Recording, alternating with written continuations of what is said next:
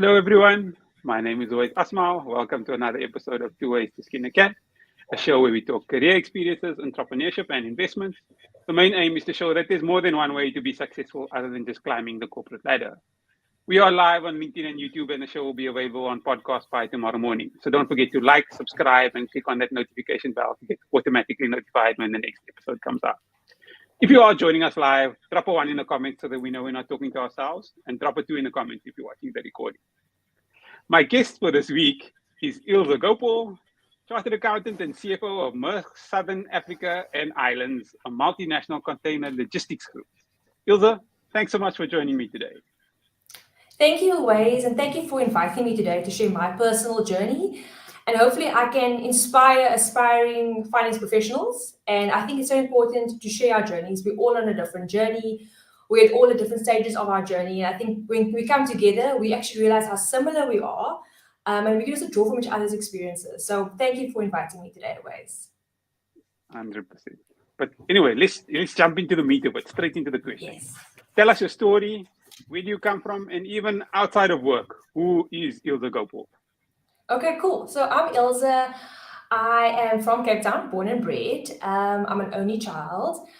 So I grew up in the southern suburbs. I actually was born. I was basically raised in Lansdowne, and then I actually grew up for the majority of my childhood years. We were staying in Ottery. I went to St. Susie Girls High School, and I had a passion for maths. And I always thought, one day I'm going to become a doctor because I like to help people, or I want to help people. And then I've done a couple of work shadows, and then I realized, this is not for me. I fainted a few times. I am not a fan of needles and blood. So I said, this is not the right career for me. And I was stumped, like, what am I going to do after I study, after I finish high school? And then during one of our guidance periods at school, we had somebody from one of the big four join us, and he explained what it means to be a chartered accountant. And I didn't know what a chartered accountant was at that stage. And also I didn't do accounting at school.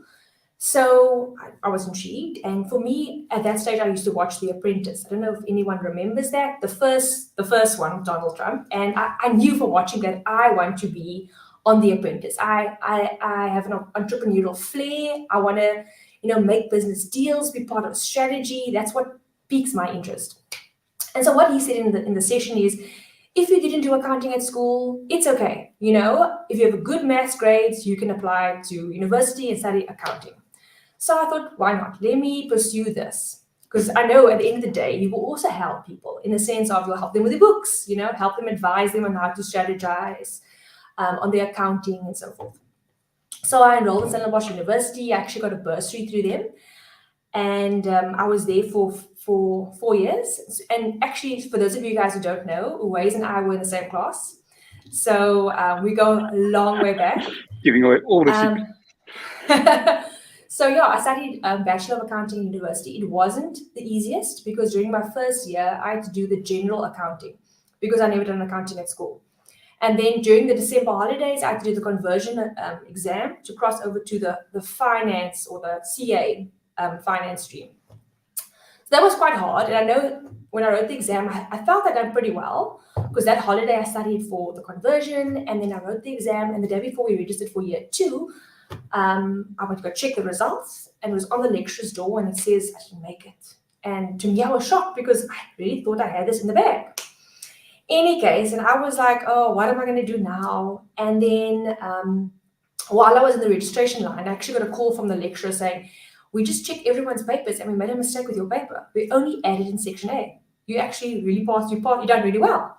So I was like, wow, it's amazing how one little decision can change your path, So yeah, I was like, this is meant to be. Let me do it. And yeah, I done my undergrad at Stellenbosch. I enjoyed it. And then I done my honors as well through Stellenbosch. And yeah, it wasn't always easy because I was lucky to have a bursary.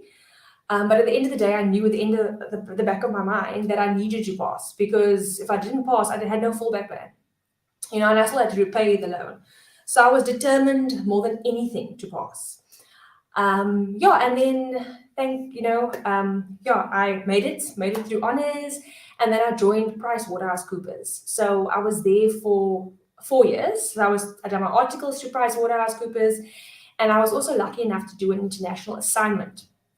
So I was privileged to actually go to Texas, Houston, Texas, for 6 months, and thereafter I went to Ohio Cleveland, in Ohio, and that to me was so eye-opening. When traveling, experiencing the world while working was amazing, and I would also recommend that anybody who has the opportunity to do so, do it. You will not regret it. You learn about people, you learn about different ways of doing things, and also different cultures, and I think that's the true wealth in life. In any case, after my 4 years at Pricewaterhouse, I joined a local retailer, and I enjoyed my time there. It was one of the best one of the best experiences ever. I was involved in budgeting, group reporting. I loved it, and it really, those experiences actually it really set me forward for my career. It set me up for my career. And then I joined Maersk in 2016, and I've just loved it here as well. And I was a finance business partner initially. And then in 2019, I became the area head of finance in Southern Africa and Islands. And I'm just loving it. I'm just loving everything I do. I get to work with people all the time, with numbers, different experts, and I love it. So that's a bit of my career journey. I hope that answers your question, Tooways. No, definitely. And maybe outside of work, for the viewers, who are you outside of? So outside of work, I do the most important role. I'm a mom. So I have a 2.5-year-old daughter.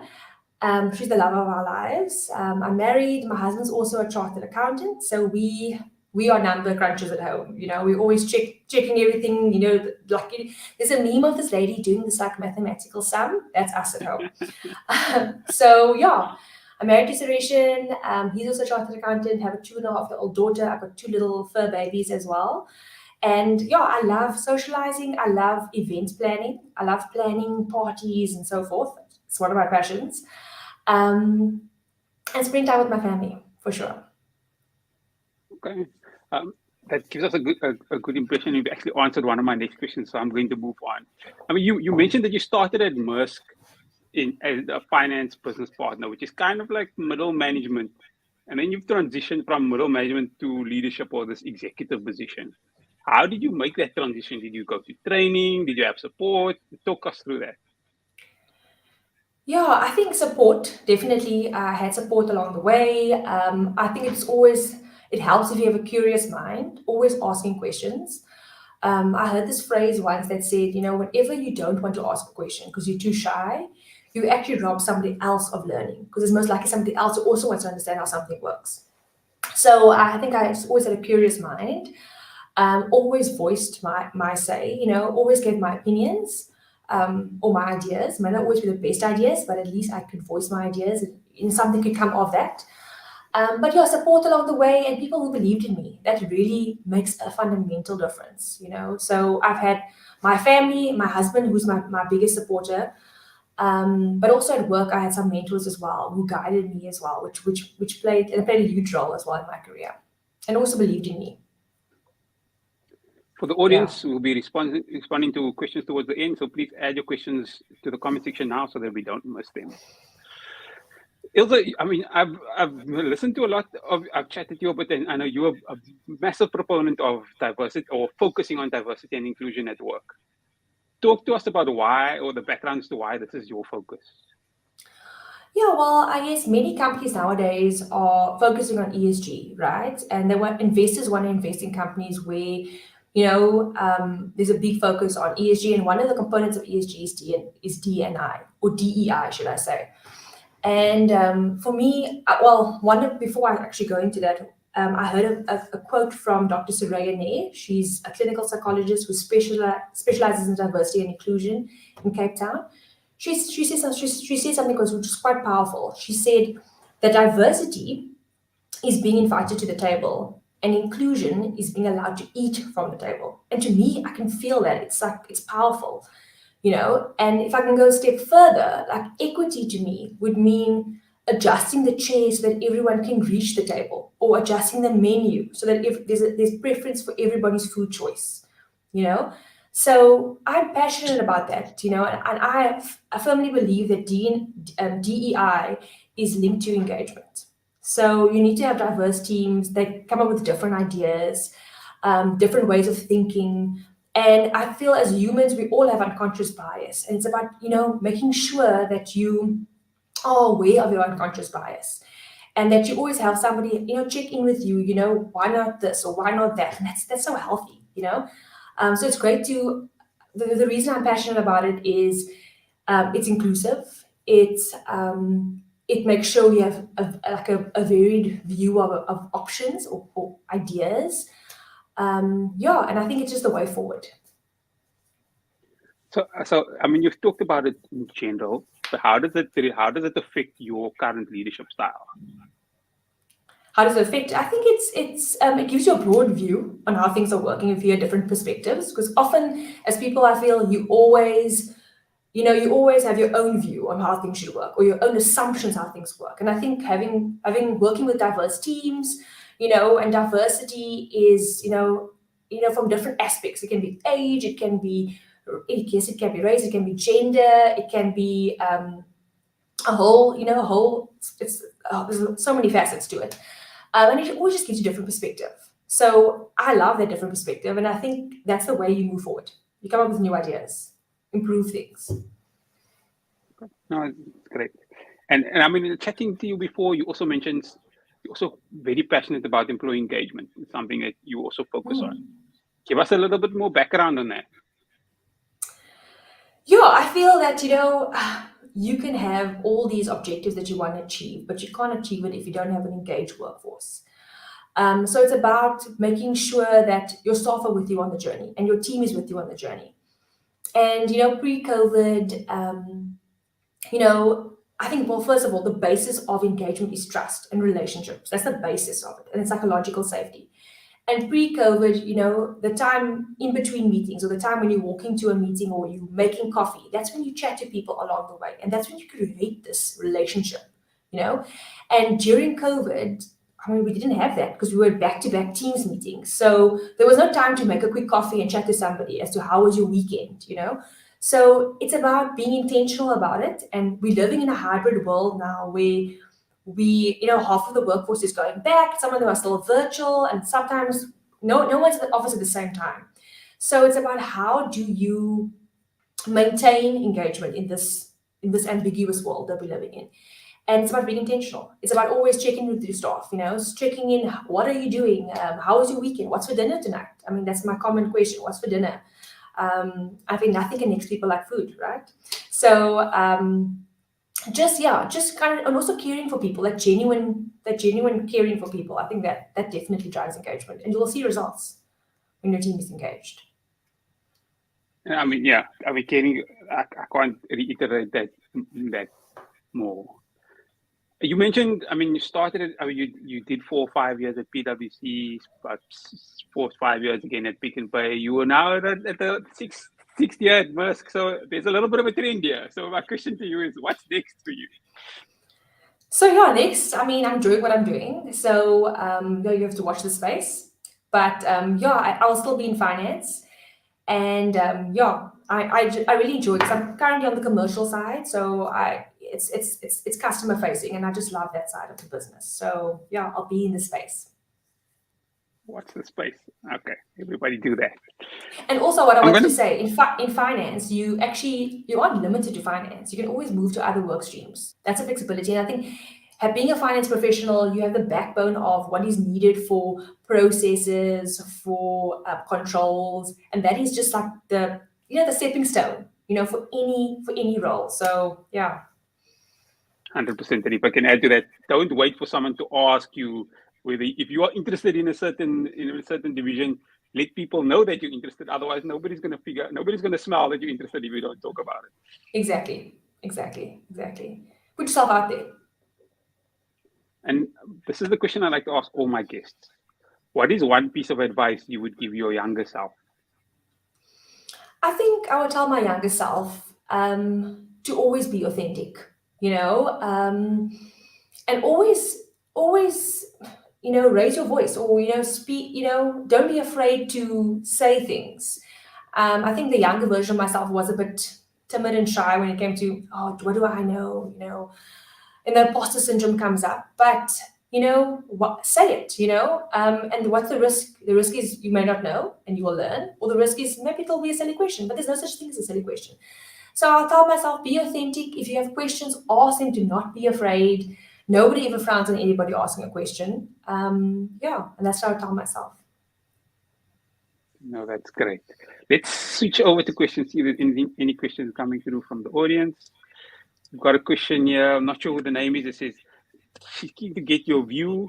Where do you see the role of a CFO moving towards, or the foresight thinking of a chief value officer? Okay. Any question, but any thoughts? Any question? Well, for me, I feel the role of CFO is yes, it's about the numbers and the technical aspect, but it's more about people. So I feel a CFO is there to activate people and to engage people and to make sure you have the right people that are engaged.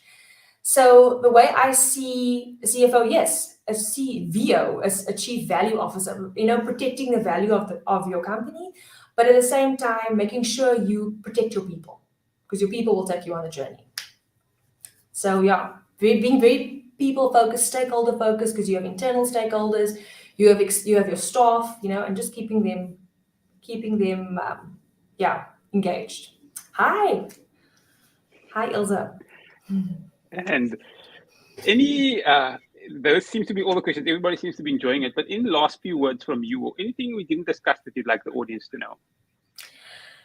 Yeah, I think I think we've said it before, just being authentic, that is key. I've heard a phrase, and it says, you could be the biggest, juiciest plum, for example, but there'll always be someone that doesn't like plums. So why not just be yourself? Don't try and fit in the mold. Be yourself, and that's part of being diverse.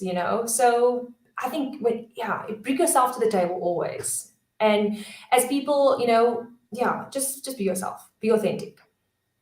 I mean, that's basically my piece of advice. Is that the advice you're going to leave us with today? I will leave you with that advice. And also, I also would say for those people that have an opportunity to travel with work or travel, in their own personal capacity, do so. I think you learn so much through traveling, through learning different people. And that also talks to diversity, different people, different cultures. So just travel as much as you can. I think it's one of the best things you could do for yourself. I couldn't agree more. Traveling opens the mind. I think that's a great way to end. Absolutely. The show has been live on YouTube and will be available on the podcast tomorrow morning. If you're watching on YouTube or listening on the podcast and you feel that it's added value, don't forget to like, subscribe, and click on that notification bell to get automatically notified when the next episode comes out. Ilze, thank you so much for your time. Thank you very much, Tooways. Thank you, everybody, and wish you all the best. Thanks, everyone, for joining us for another episode of Tooways to Skin a